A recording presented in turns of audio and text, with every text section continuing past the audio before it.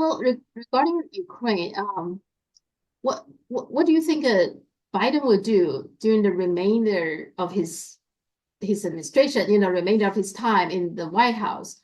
One thing I noticed that the Blinken pushed really for more aid and more this and that. Seems like they want to give as much as possible during that time, that limited time, about 2 months, so that Ukraine can last as long as possible. Is that what they're doing for the remainder of the time? That is exactly what they're doing. I don't think we need to guess here because we can see it. I mean, the administration is sending as many weapons as it can to Ukraine. It's engaging in further creative accounting to extend the reach of the dollars that they were given in the appropriation that Congress passed back in April. So they're going to send even more weapons to Ukraine. They're going to shovel more money to Ukraine. They're going to try and keep the Ukraine conflict going for as long as they can. Mm-hmm. They're going to try to get the Europeans to go on supporting Ukraine. And there are two reasons for this. Reason one, which is the immediate political pressing one, they do not want to see a Ukrainian collapse while Joe Biden is still president. They want if there's going to be a Ukrainian collapse, they want it to happen sometime after Joe Biden has ceased to be president, so they can blame it on Donald Trump. So that's one thing that they're doing. The other thing is that, of course, they still have an emotional commitment to this project. This sense that this is still, the battle between light and darkness, good and evil, and they feel that they must go on giving every support that they can to the forces of good. So, that is what they're going to do. And I don't have any doubt about that at all.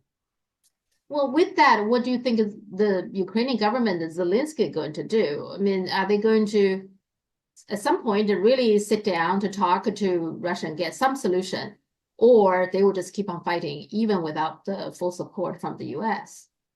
What is Ukraine going to do? I think that again, I think we can already see the contours of what Zelensky is trying to do. Now, remember, he's becoming an increasingly desperate man. The military situation is turning terrible. It's getting worse and worse. It's deteriorated significantly, even in the last 24 hours, by the way, just before we did this program. And of course, he sees in Donald Trump somebody who gives every indication of wanting to get away from this problem of Ukraine, which he does understand as a businessman, former businessman, is a bad investment. I mean, I'm sure that's how he sees it primarily. So Zelensky sees that. So he's trying to do two things. Firstly, he's setting his face against negotiations. I think he understands perfectly well that any negotiation process with the Russians is going to end in a bad outcome for him personally. So he wants to prevent that. He's coming up with all kinds of schemes to maneuver the Russians into positions where they appear to reject negotiations. So he talks about mutual cessation of attacks on the energy systems and things of that kind, things that he knows the Russians will say no to. So he's doing that. He does not want negotiations. He wants the war to go on. He needs more weapons. So he's coming to Europe and telling the Europeans, give me more weapons, bring me into NATO as quickly as possible. He's probably hoping that the new chancellor in Germany, Friedrich Merz, is going to be an ally, and he's probably right about that. And at the same time, he's trying to blackmail Donald Trump by floating this idea that if the Americans cut off aid, Ukraine will go and move to develop nuclear weapons. So apparently he said that to Trump in September. He then floated it again about 2 weeks ago after he did the speech, the victory plan speech. And yesterday we had an article in the London Times based on a briefing paper that is circulating in Kiev, telling us that Ukraine could acquire nuclear weapons in a few months if the Americans stop giving aid. So what he's going to try and do is he's going to try and blackmail Trump. He's going to say to Trump, look, give me everything I want, because if you don't, then I will go nuclear and it'll be a nuclear war, and that will be very, very bad for everybody. So that's his strategy. It's a very desperate strategy, but he is a very desperate man. Okay, but that will make him dangerous, though. I mean, on top of the fact that I don't think nuclear is a real thing. It's just a blackmail. He's just saying it, but he could have done some other things, which we don't know yet, right? Who knows what things they will come up with that will be dangerous. I just feel like he will be more and more dangerous because he's so desperate. That's how I feel. That is that. Well, I mean, even floating this idea. Yeah. However, I mean, by the way, I've had discussions with people. They all tell me that what Zelensky and his people are saying about nuclear weapons is impossible. That yes, Ukraine does have the technology and the people to build nuclear weapons and could probably acquire the raw materials as well. But this is a project of several years. It certainly can't be done in a few months, and it would be a huge industrial undertaking, and the Russians would quickly figure out that it's happening, and so would the Americans and everyone else. So this is a bluff. It is nonsense, Mhm. but it is a very, very stupid thing to be going around telling people, because Donald Trump, I am sure, is going to be saying to himself after he hears all this that this man is not Mhm. somebody I want to have anything to do with. I mean, he's trying to blackmail me and trying to blackmail me in this kind of way. But it is not uncharacteristic of Zelensky. I mean, it is very much how he conducts diplomacy. I mean, we've had the situation with China. I mean, remember when Li Hui went to Kiev a couple of months ago and the Ukrainians were so rude to him there? And we said at the time this made absolutely no sense for the Ukrainians to do. But that is the kind of government and leader that Ukraine has at this time. Now, one thing they talked about, which I think you talked about that on the Duran show, is that somehow there's a Mm, plan, the Trump's plan that Ukraine will promise not to join NATO for 20 years, and then they establish some kind of a demilitarization zone, something like that, mm, which you mm. talked about on the Duran, saying that's not plausible for either side to accept, which I agree. But I do want to ask you about what Mm. does non-militarization zone means? What does that mean if you are going to establish something? What does that mean? It's a very, it's a very, very good question. I'm going to say something, Sophia. Um, you are probably the only person to ask that question, because there is no answer to it. I don't think anybody knows. It's this. It's probably derived from the zone in between the two Koreas. Uh-huh. But the Yeah. point about that zone, and I've been there, by the way, I've actually looked over it. I mean, nobody basically lives there. So I mean, and it's basically a narrow belt of territory. I mean, unacceptable to the Russians, impossible for Ukraine. It's a ridiculous idea. No one should take that idea seriously. But they come up, they talk about uh, uh, uh, you know buffer zones and Uh-huh. those kind of zones. And as I said, nobody really spells out what that means, because it doesn't actually mean anything. Yeah, if you look at the Korea situation, which interesting for you to bring it up, but because my Mm. understanding is it's called a non-militarization zone, but it's actually heavily militarized. They're from both sides. They are Yeah, absolutely. soldiers. Yeah, Yeah. so that's kind of interesting Oh, to me. I've been And there. As I said, I've been on there. yeah, I I've been there from the South Korean side. That is exactly what it is. It is a very, very tense and rather frightening place, actually, if I have to say. and in terms of Korea, the Korean War never officially ended, right? So it's a pause or Yeah. truce or however you want to call it. So Mm, it's not really they yeah. never had a peace agreement. So that's why it's kind of like Yeah. in the freeze. No. The war is frozen. Is Yeah. that's a model that they're thinking somehow could apply to the the Ukraine situation. Is that what they're thinking?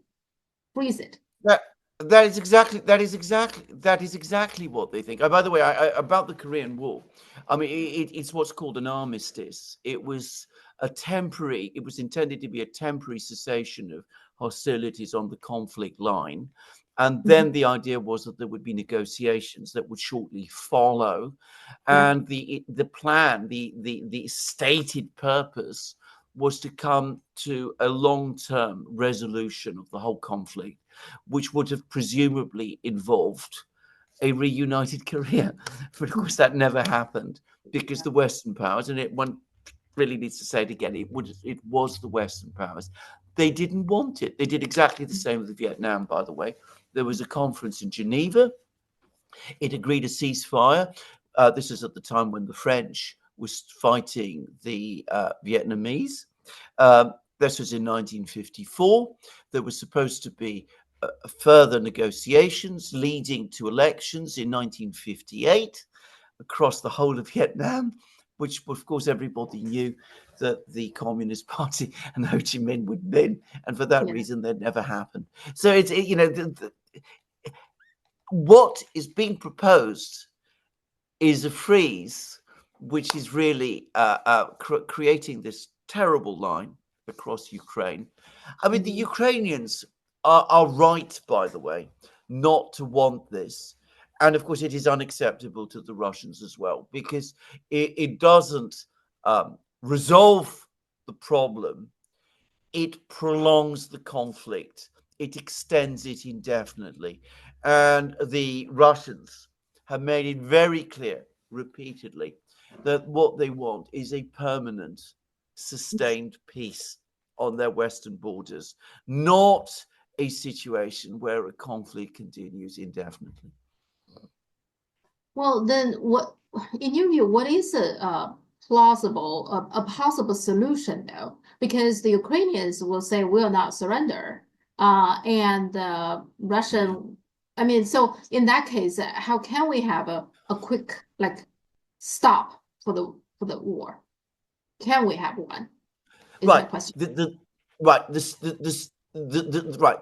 The way to achieve a quick end to the fighting actually has been set out. It was set out by Putin back in January. The Ukrainians pull all their troops out of the four regions, the four uh, territories which the Russians say are belong to them, and of course Crimea as well. Not that there are any Ukrainian troops in Crimea, but they pull out of these four regions, that there can then be a ceasefire, and that Ukraine recommits itself to implementing all of the provisions of the Istanbul Agreement, the draft agreement that was reached in Istanbul in April 2022.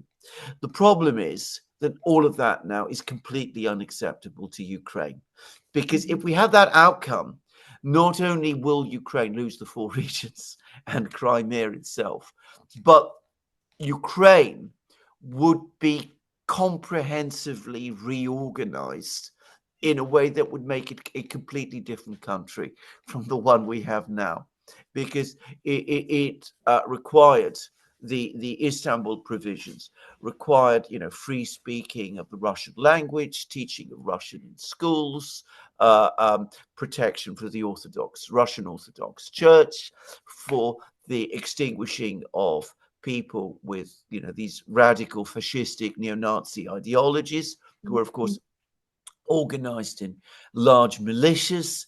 It is impossible to see any government in Kiev today Mhm. agreeing to what was almost agreed in Istanbul back in April of 2022. So to be clear, so far, Trump himself hasn't said anything about his plan, right? All these No. non-military zones and this and that, they are all coming from the Yeah. people familiar with the matter or whoever.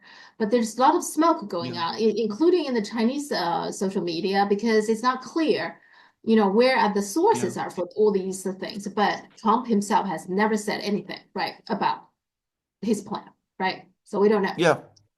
Okay. He doesn't have one. I think that I mean I think that's the thing people need to understand. Donald Trump has no plan about how to end the Ukraine war. There are all kinds of people who are proposing plans to him, but he has never accepted any of them. He never says no, but he doesn't say yes either. He has all these plans floating around, but I mean, he's just done a speech in Mar-a-Lago. What he seems to want, what he's saying should happen, is that the Ukrainians and the Russians should sit down and talk to each other, and that seems to be the full extent of of what he's prepared to do. That's what he wants to happen. Mhm. The Ukrainians won't, the Russians won't. Okay. And then, of course, when that happens, I suspect he's going to cut off further financial and military aid. Okay. Okay. Switch gear. APEC. So APEC is going on right now, and Xi Jinping and Biden is going to meet Hmm. tomorrow. Are we going to expect Mm. anything, or this is just a courtesy meeting before Biden leaves office? Anything will happen at all significant tomorrow? No, no, I don't think anything. I don't think this is going to take us forward in any way, because in terms of the long term, because obviously Biden isn't going to be president beyond the 20th of January. Mhm. And then Xi Jinping has to deal with Donald Trump, who he knows well, of course. It's always important to remember. And Xi Jinping knows that Biden cannot bind Trump. So that limits the level of interaction. But it's not going to be just a courtesy visit, because, of course, Biden might do things during the remaining time that he is president. He's already There's already been a delivery of HIMARS missiles, for example, to Taiwan. Xi Jinping will want to make absolutely clear to Joe Biden that any further arms deliveries or moves in that respect are not going to be looked upon favorably by China, and that Mhm. China will respond to them. Because it's important to remember that Biden is still there.